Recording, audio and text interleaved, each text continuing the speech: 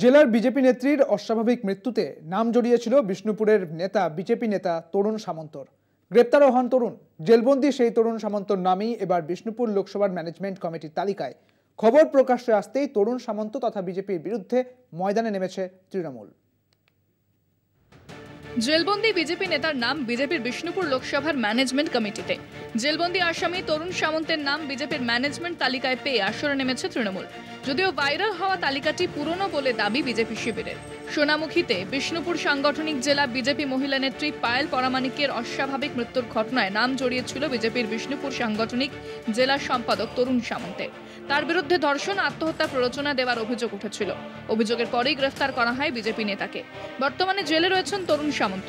অভিযোগ ওঠার পর তাকে বহিষ্কার করার কথা ঘোষণাও করেছিল দল, কিন্তু তারপরেও বিষ্ণুপুর লোকসভার বিজেপির ম্যানেজমেন্ট কমিটিতে রয়ে গেল জেলবন্দি বিজেপি নেতা তরুণ সামন্তের নাম। যেদিনকে তরুণ সামন্তকে দল থেকে সরিয়ে দেওয়া হয়েছে সেই দিন থেকে সমস্ত বিষয়ের উপরে নাম বাদ চলে গেছে। এটা পুরনো লিস্ট দেখাচ্ছে, আমরা নতুন লিস্ট দেখেছি, হয়তো ওনারা নজর করেননি। জেলে থাকা নেতার নাম বিজেপি লোকসভা ম্যানেজমেন্টের তালিকায় থাকা নিয়ে কটাক্ষ করতে ছাড়েনি তৃণমূল। এদের নাকি বলবো, দেখুন এদের তো লোক সংগঠন বলে কিছু নেই। ওনাদের এই ছেলেরা সোশ্যাল মিডিয়ায় পোস্ট করছে টাকার বিনিময়ে পদ পাওয়া যায়।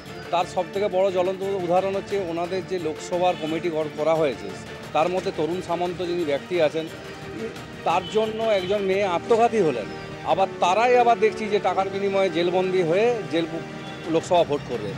যদিও এই তালিকা পুরনো বলে দাবি করেছেন বিজেপি বিষ্ণুপুর সাংগঠনিক জেলার সভাপতি।